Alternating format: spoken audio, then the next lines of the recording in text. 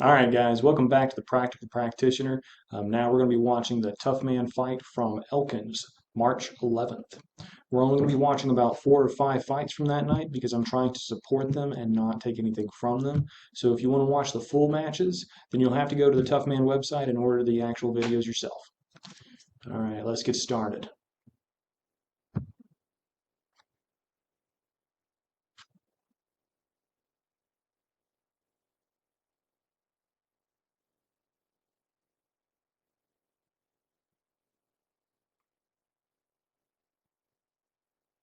Lots of pushing, lots of shoving.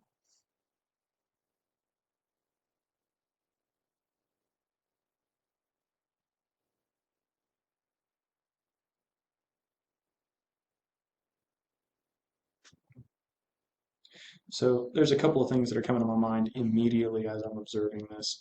Um, the gentleman with the yellow gloves on, he definitely needs a haircut. If you cannot see a target, you cannot defend it or attack it. With that being said, it's not just his hair that needs trimmed. He keeps looking down at the ground, and I fully understand that what he's trying to do is protect himself. And I, you know, fully understand that. I fully get it. I would want to protect myself too, but there are other ways. One of those ways is simply angling off. If you can see the target, and as they're attacking, you can begin to angle off from their attack. And from there, you can now become the attacker.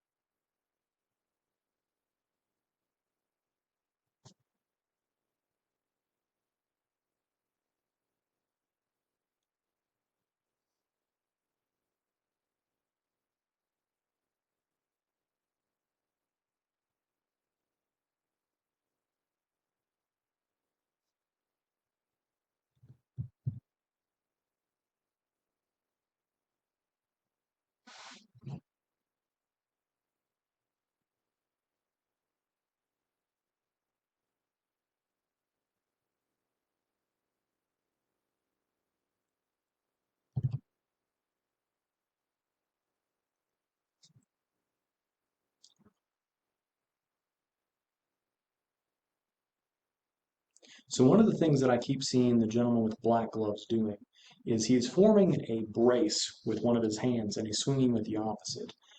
Much similar in the advice that I gave the gentleman with the yellow gloves. You can do that, I suppose, because then it keeps him at bay. But in the same thing that I was saying about the other guy, is use your angles of attack. Don't stay directly in front of him.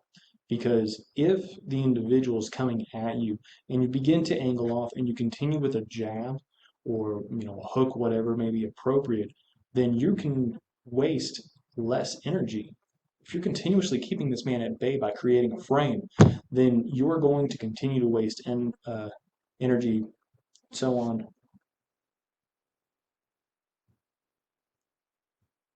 So long as the fight is going on.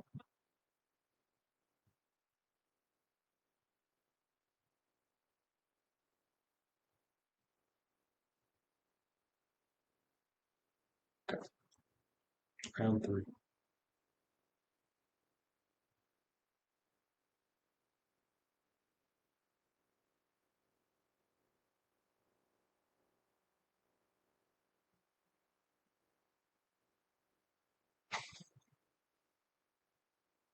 Hmm. So this brings me back to the gentleman with the yellow gloves.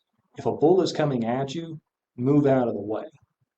He's very much so standing in front of the individual the whole time, and that's making him a very easy target. The few times that he is moving forward or back, it's not in any sort of rapid pace. He's just doing so.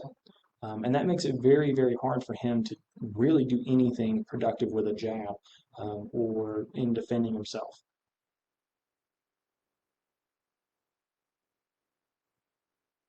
One of the things that I noticed with the gentleman in the black gloves is he keeps mm, throwing sloppy punches. That's the best way I can say it. Sure, he's got plenty of power.